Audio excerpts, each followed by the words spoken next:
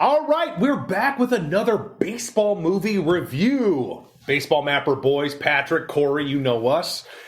We've talked about some other documentaries in the past, and this time we checked out one that's specifically called Knuckleball! Exclamation point. Well, it's got an exclamation point. I wanted to put it out there. Yeah, all right. Knuckleball! Right, as opposed to Knuckleball. Right. Knuckleball 2018, which is a different movie. That's a different movie. Right. Make sure you're searching right on Amazon Prime. Right. 2012. This is the 2012 version, and this one focuses on knuckleball pitchers Tim Wakefield and R.A. Dickey. So this movie, like you mentioned, comes out 2012 and really kind of highlights the 2011 season for two knuckleball pitchers in Major League Baseball. And at that time, you think that's only a couple, but it actually is a lot, considering the fact that there are none in the league right now in 2021. So at the time, it highlights a little bit that it is a rarity. It is something that isn't very common.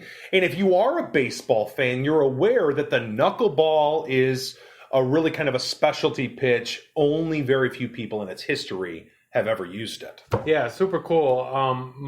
I've never followed a team that had a knuckleball pitcher that I knew of, so I didn't really know anything about it. So that's what this movie did for me, was inform me about the pitch, the community of players. Yeah, I guess fraternity. Fraternity. Yeah, that's a good word for it. So they sort of support and help each other, train each other, all that stuff.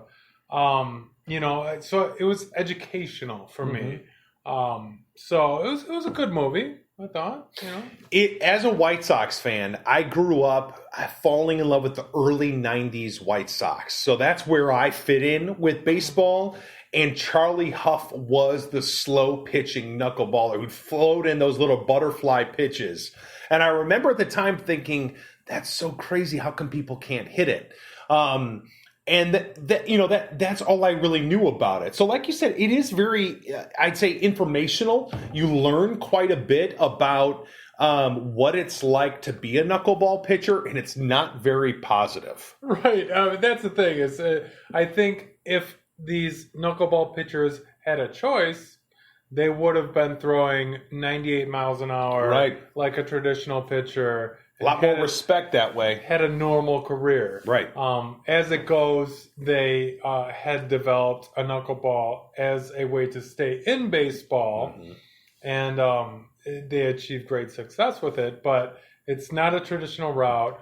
The management and whatnot aren't necessarily behind you. No, they don't trust it. In your journey, yeah. So you get pulled, you get yanked early.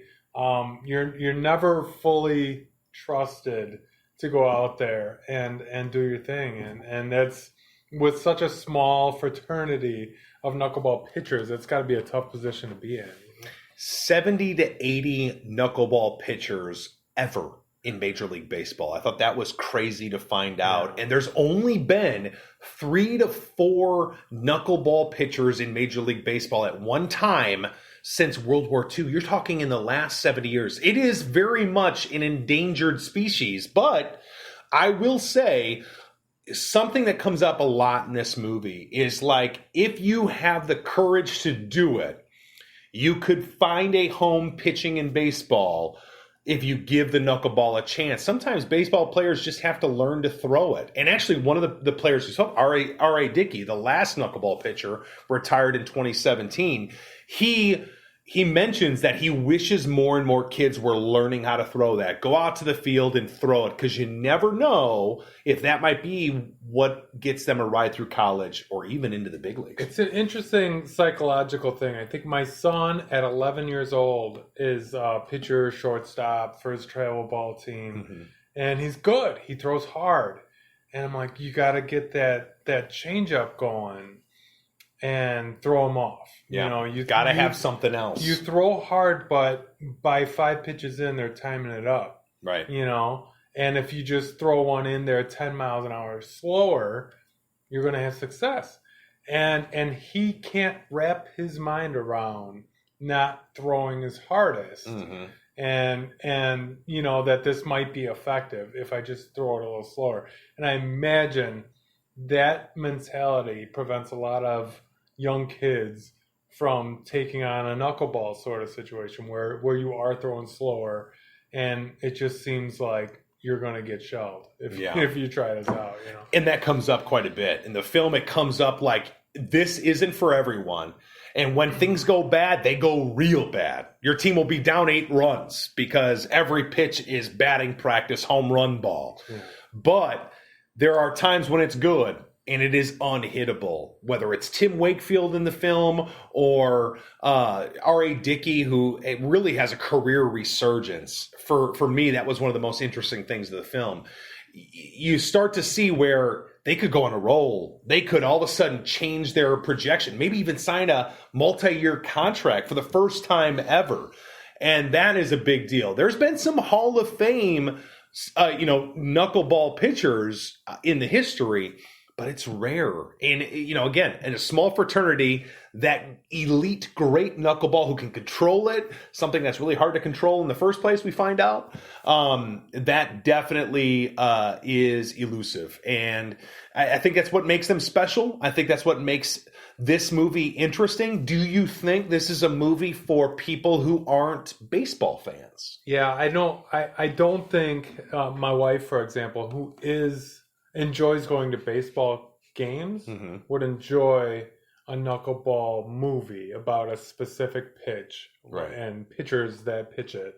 So I don't necessarily think it's a general movie, but I think it appeals to people who are baseball fans, and specifically fans about, like niche areas in baseball. To me, it was interesting because I knew nothing about it, and I got to learn something, about a sport I really like. So, I liked it, but I don't think it has general appeal.